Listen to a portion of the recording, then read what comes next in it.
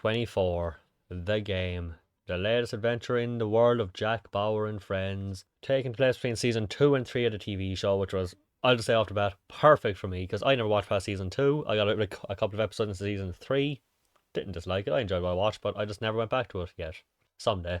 I've been sad for 10 years. But yeah, bet you didn't know there was a game license from it. I mean, to be fair, I can think of worse properties to make a game off of. Even like if I hadn't played this, it seems right. You have everything. It has everything a game could want. So what is 24 the game? What is it? How is it? Basically, one definitely good thing this has going for it off the bat. Writers from the actual TV show, writers, likenesses, voice actors, and not like Prison Break, where there's like three of them, and everyone else is just a weird, different looking. I should probably have this down here if I'm gonna have show it down here. If I'm gonna have the screen up there, I should probably yeah, be careful. Yeah, it's not like Prison Break where like, oh, five of the main characters have the real look and voices, but we can't get the voice for this guy. Let's just make him a bald man. He doesn't look anything like the character, but sure. They don't do that here. But yeah, story wise, I'm gonna be honest, I don't remember too much of it. And I only finished like 3 weeks ago. I was a bit late with this one. Like, I finished games way earlier on here and on YouTube or stream that I remember fine. This one, it left me pretty quickly. Like, it's serviceable enough. I was even saying it while I was playing, like, it's good while you're in it. But as soon as you're done, I feel like, funny enough, you're probably going to forget most of it 24 hours later. Basically, you start off investigating a cargo ship and where you find people trying to assassinate the president, and then they'll bomb CTU, the home base of the characters, and then next they're trying to cause an earthquake by sabotaging steam pipelines to I don't know how realistic that is. And then things happen in between. It isn't the most. It's not the part I care about that much. It's fine. Like I said, while you're playing it, it's a serviceable enough that you're going to care me invest enough while you're playing it, but you will forget it within a week. 24 hours might be a slight exaggeration. 24 days, it's gone from you. But it's, again, while you're playing, fine. It keeps you interested enough. Throughout the game, you play as many different characters, which surprised me. I thought it'd be just Jack Bauer, one, like, start to finish. Which would have been fine. I've been okay with it. But no, you get a huge variety of characters. Of course, you play as Jack. You play as other agents like Tony Almeida and the other agent. I don't remember her name. I think it was like Rebecca something. I didn't. I never saw her in the show. I think so. I don't remember her as much. You play as a undercover agent in a different, working for the terrorist organization. You play as Jack's daughter Kim, which I will say is really funny, at least at this point in the show, because when this game starts, she's like somewhere in the game she starts being an intern at the CTU counterterrorism unit. But at the start of this, she's just an intern. I don't know how. Maybe if I'd watch later into the show, it wouldn't be as funny. But she's like this 17, 18-year-old girl. Probably never pointed a gun at anybody except in the show once she pointed and like shot the window. You know, she killed somebody by mistake or in self defense. But her mission, she gets kidnapped because of course she does, because that's kind of her thing. And she'll just be like starting off with a taser, sneaking around. It's like, okay, I got to get a perfect headshot on this enemy, or I won't get, or I'll be killed instantly. But if you want, you can just diss that idea entirely and just pull out a fucking machine gun. It's like, yeah, fuck this, everyone's going down. It's fucking hilarious. I don't know why. It's just the idea of just, again, because she has no combat experience in the show. So and they make you think, okay, you have to do the stealth thing, but no. You just abandon that for a machine gun. It's hilarious, and I don't even know why. But mostly gameplay is just your average kind of like it's like a cover-based third-person shooter with kind of automatic, you know, lock-on aim assist kind of stuff. Kind of like a mix between like old school Grand Theft Auto controls, like a 3 kind of style, and a more modern one. Kind of if you ever played The Suffering, which I'm playing at the moment, that's kind of why I'm thinking of it. Kind of like a mix between old and new. It's not quite the level of the new, but it's not quite as clunky as the old. It works. But sometimes it can be a bit awkward because you'll point a gun and you'll just lock onto an enemy. You'll be like, okay, I want to shoot the other guy. But mostly, it works fine. Along the way, you also have some, I would say, one thing that definitely made this game a lot better, because overall, well, as Spider, it is kind of average at best. They have enough variety to keep it fresh and fun the whole way through. You do other things like driving missions, which can be fun as a side thing, but twice they have this shitty mission where you have to basically kind of drive around and then get away from somebody and then kind of get into cover. Basically have to lose police pursuit. It's a fucking nightmare. Because I don't know how it works. You'll be driving around as fast as you can, trying to get away from it, or they're catching up with you. You try curving into an alley or something. No, they find you instantly. I think I was stuck in this mission for like an hour. And then just to make things a little bit worse, you do it again. basically exactly the same mission. I think you just start from a different place, but you go to the same destination. Sucked. Having to do that twice was a nightmare. You have a few fun mini games. Some are good, some are bad. There's like one where it's just like you follow the bomb pipeline thing or disarm security locks.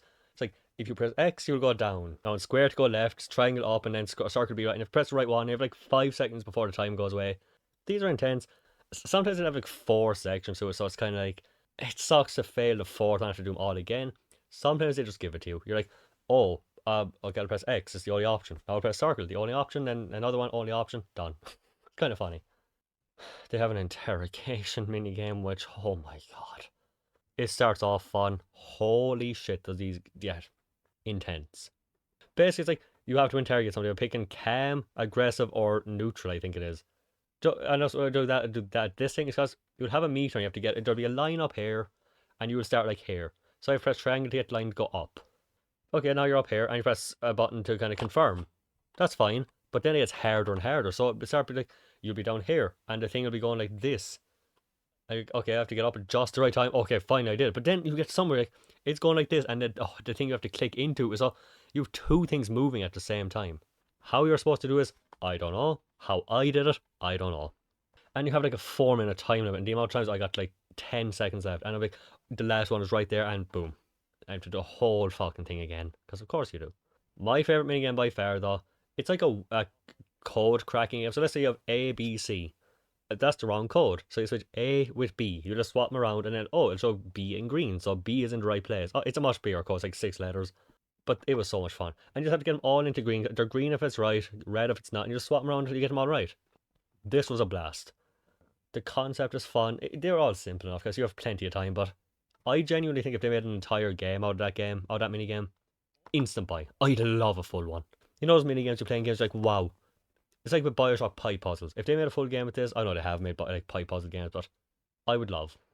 If there's anything like that, feel free to let me know. I'll have the thing up here to show a better idea. If you've ever seen anything like that as a full game, please tell me. Graphically, it's pretty much, I'd say it's a good looking PS2 game. Again, you can see it up there. You can see a bit more in the back as well, kind of, maybe, probably not. Here's Jack Bauer's side profile. Wait. There we go. We'll just have him kind of peeking in from the side. It looks fine. It's not really going to be a folk, but it's a late PS2. When is it? 3024. I think it's like a 2006 game, probably. And every mission will also have objectives, kind of bonus objectives. Like, because at the end of a mission, you get like a percentage of based on bonus stuff. So it'll be like, complete the mission in 3 minutes. Right. Get over 70% accuracy. Get this many headshots. Free this many hostages. That kind of stuff. I very typically got very, very far away from the 100%. Sometimes I got 3%. It can be tough. Like I said, getting headshots in the that's just where like lock on kind of thing where it's like, I'm trying to aim at your body. Oh, I'll try to aim at your head. Okay, boop, boop, boop. Fuck around. It's tough, but it works fine. It's supposed to unlock like bonus images, movies, and I'll have even like a list here to tell me, stuff you have unlocked. I couldn't find them. I tried I streamed this game every time I'd look. It's like 4 times. Every time I would look when I'm done, I tried to find it, couldn't. But I also think it might have been glitched because I would do like 15 missions and it would tell me in the menu you have 9 complete. So maybe it wasn't working properly, but yeah. Overall, I wouldn't say it was an overly difficult game. It gave me a few deaths, but some of that did come down to the clunk. Sometimes you just in the silliest way. It was generous enough with his health and ammo and stuff like that. There was a few times I got lost, but overall, I'd say it was a decently difficult game. It was like playing something like Uncharted on hard mode. I'd say that'd be the good way to describe it. Not crushing, hard. Not just a level of, oh, this is a cakewalk. Not just like, fine. Just a bit beyond that. But never too bad.